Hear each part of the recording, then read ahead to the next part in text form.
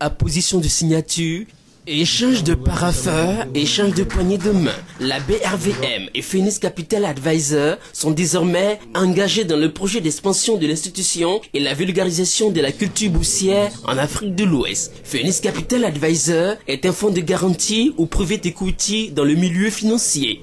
Entre 2008 et 2013, les fonds de private equity ont investi plus de 8,3 milliards de dollars, soit 4 150 milliards de francs CFA en Afrique, ce qui est quand même extrêmement important. Voilà ce qui traduirait l'intérêt accordé à la signature de la convention. En effet, depuis quelques mois, on enregistre une bonne évolution des indices de la capitalisation. Aujourd'hui, la bourse régionale des valeurs mobilières est passée à 6 500 milliards de capitalisation du marché des actions. Elle souhaite atteindre la barre des 7 milliards d'ici la fin de l'année 2015. Et pour y arriver, l'apport des fonds de garantie est indispensable. Les investisseurs que nous sommes doivent être en mesure à tout moment de pouvoir non seulement acquérir des titres, mais en disposer aussi, quand il le faut. Et ça, c'est l'un des éléments majeurs qui va donc nous permettre, nous, en tant que private equity, de pouvoir jouer le rôle que vous attendez de nous sur ces marchés qui, pour nous, sont des marchés extrêmement importants dans le développement de nos activités. Phoenix Capital Advisor vient ainsi renforcer et appuyer la réalisation de la mission de la BRVM, celle consacrée à la promotion des PME-PMI. Comme à Cotonou au Bénin il y a de cela quelques jours, un salon de la bourse régionale en vue de mobiliser des ressources est annoncé pour le mois d'avril à Bamako et Niamey au mois de mai. Mais déjà le 28 avril 2015, la BRVM sera à l'honneur à la bourse de Londres. Avec plus de 35% des récoltes mondiales et une production record de plus de 1,7 million de tonnes en 2014, la Côte d'Ivoire a fait du cacao sa principale source de revenus depuis son indépendance en 1960. L'or brun y représente 22% du PIB, plus de 50% des recettes d'exportation et surtout les 2/3 des emplois et des revenus de la population. Un rendement que le pays entend améliorer considérablement en se lançant dans la transformation du cacao et l'exportation de produits finis et semi-finis. Transformer le cacao, c'est créer plusieurs valeurs localement. C'est donner des emplois aux Ivoiriens, c'est apporter plus de ressources à l'État, c'est contribuer au développement de notre industrie, etc., etc. Un avis largement partagé au sein de l'Organisation internationale pour le cacao. Nous croyons plutôt à la nécessité de permettre aux pays producteurs d'avoir une plus-value. Donc pour nous, la question de la transformation, la question du broyage est une question fondamentale. Pour les industriels, la décision du gouvernement ivoirien de promouvoir la transformation du cacao est une aubaine. Toute chose que la stabilité politique qui règne dans le pays encourage davantage. Et nous avons choisi donc d'investir aujourd'hui en Côte d'Ivoire pour pouvoir fabriquer du produit consommateur pour le marché d'Afrique de l'Ouest. Ce qui est très important, c'est que sur cette région, vous avez une classe moyenne qui s'est très fortement développée et qui aujourd'hui a tout à fait le pouvoir d'achat pour acheter du vrai chocolat, des vrais produits autour du cacao. Nous avons une relation très forte avec les planteurs, avec les coopératives et la marque C'est Moi est connue à l'intérieur du pays justement par notre relation d'achat de cacao et de partenariat avec des coopératives. Notons que pour la saison actuelle, quelques 540 000 tonnes de fèves seront transformées en Côte d'Ivoire, soit 1/3 de la production annuelle. En 2020, les autorités du pays entendent broyer sur place 50% des fèves récoltées. Par ailleurs, Abidjan souhaite attirer sur ses terres le siège de l'Organisation internationale de cacao, actuellement basée à Londres, ce qui pourrait augmenter l'influence du pays dans le secteur.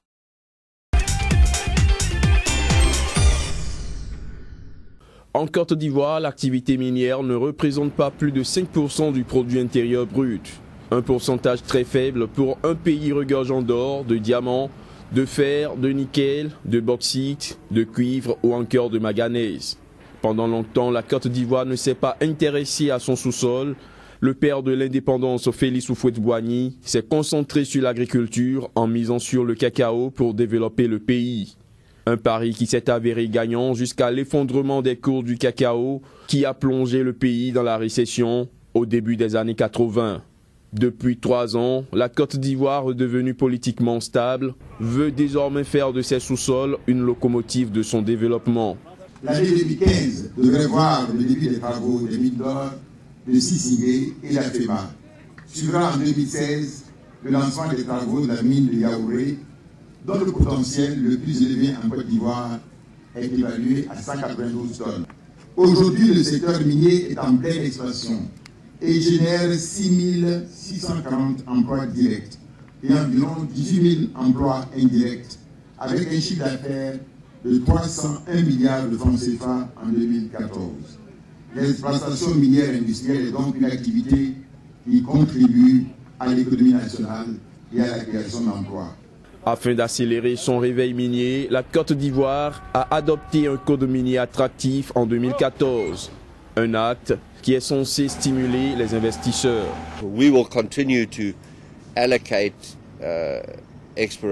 Nous allons continuer à allouer des budgets d'exploration à la Côte d'Ivoire plus que dans la plupart des autres pays grâce à sa législation et à son accès facile. Le fait que le pays soit sous-exploré accroît son potentiel. Il y a un environnement accueillant et une main-d'œuvre relativement bien qualifiée. Selon le ministère ivoirien des Mines, la production de manganèse a été multipliée par 9 entre 2011 et 2014, passant de 40 000 à plus de 360 000 tonnes. Celle de l'or a quadruplé en 5 ans, passant de 4,6 tonnes en 2010 à 18,6 en 2014. Mieux, 4 nouvelles mines d'or devraient ouvrir d'ici 2017.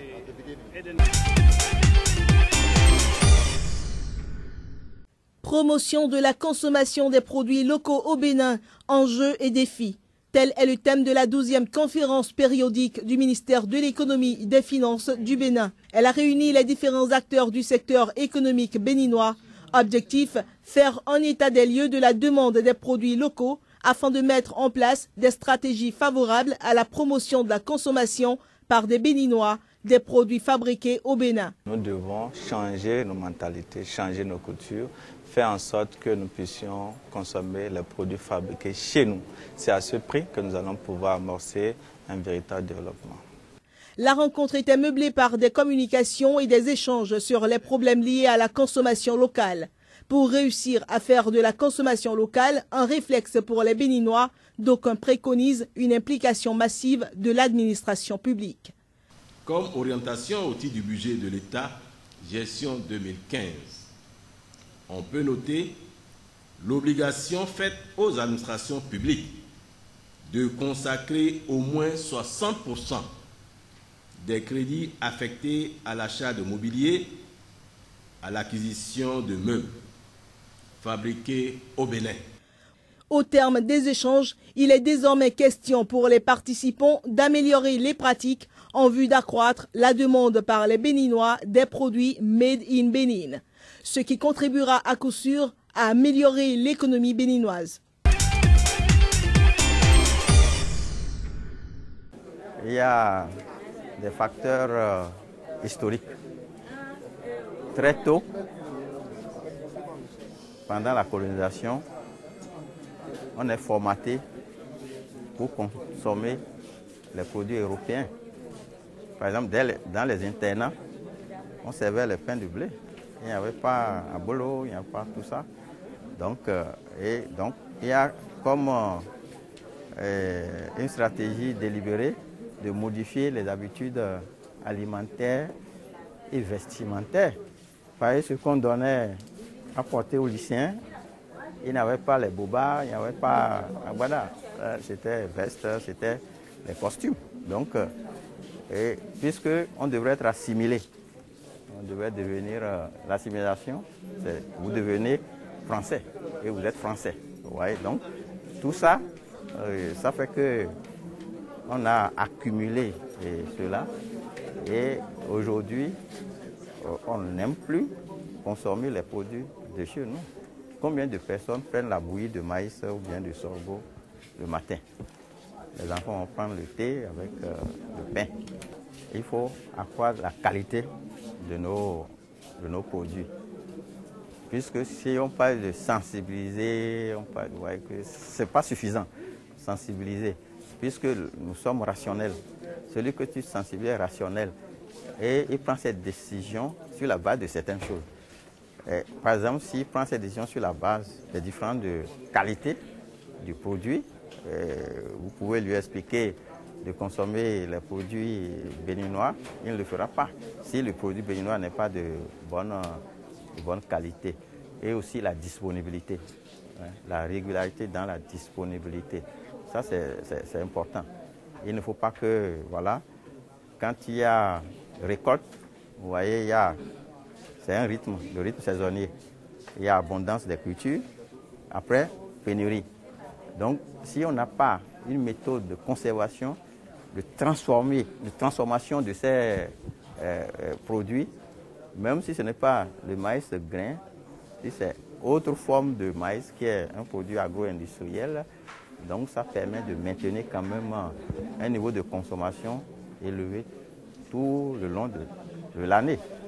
Mais si ça doit suivre tout simplement le rythme de production, là ça ne peut pas aller. Nous estimons que nous devons changer nos mentalités, changer nos cultures, faire en sorte que nous puissions consommer les produits fabriqués chez nous. C'est à ce prix que nous allons pouvoir amorcer un véritable développement. Des stratégies viennent d'être mises en place. Le ministère, par le biais de son budget 2015, a déjà pris des mesures. Il s'agit par exemple de l'orientation de la commande publique en mobilier de bureau au moins à 60% vers les produits fabriqués localement. Donc désormais, dans nos bureaux, les tables qu'on sort, nous voulons que ce soit des produits fabriqués au Bénin, au moins à 60%. Mais il n'y a pas que cela. Dans les restaurants universitaires, les campus scolaires, les prisons, les camps militaires, ce que les gens mangent, nous voulons que ce soit produit au Bénin, au moins à 80%. Donc ça, c'est des mesures qui sont déjà prises, mais nous devons aller plus loin. Ça, c'est un signal que l'État a lancé. Il faut que les populations aussi prennent le relais. Il faut que chacun se plaise à consommer ce qui est fabriqué au Bénin. Si les populations consomment local, déjà la demande de produits locaux va augmenter. Et lorsque la demande augmente, les producteurs sont incités à augmenter leur production. Et cette incitation fait que les producteurs sont amenés à investir davantage, sont amenés à recruter davantage. Donc l'emploi va se créer, la croissance va se faire dans l'économie, la pauvreté va se réduire et c'est cela que nous visons. Le tourisme tunisien se relèvera-t-il de l'attentat du 18 mars contre le musée du Bardo? L'Organisation mondiale du tourisme se veut en tout cas optimiste. Elle soutient avoir entière confiance dans les capacités de la Tunisie à tourner dos au passé et redonner du punch à son tourisme. Un optimisme qui contraste cependant avec les chiffres actuels qui sont plutôt en berne depuis la réouverture du musée du Bardo au public. Selon le syndicat national des agents de voyage en France, les réservations pour la Tunisie étaient en baisse de 60% par rapport à la même période en 2014. Pour autant, les autorités du pays restent déterminées et assurent qu'une vraie volonté politique existe en Tunisie pour relancer et développer le secteur touristique. Entre autres options envisageables, la diversification de l'offre touristique incluant le tourisme balnéaire et le développement du tourisme culturel mais aussi médical. Notons que le tourisme tunisien pèse plus de 7% du PIB national. Plus de 480 000 emplois dépendent directement ou indirectement de ce secteur, soit environ 12% de la population active selon la Banque mondiale.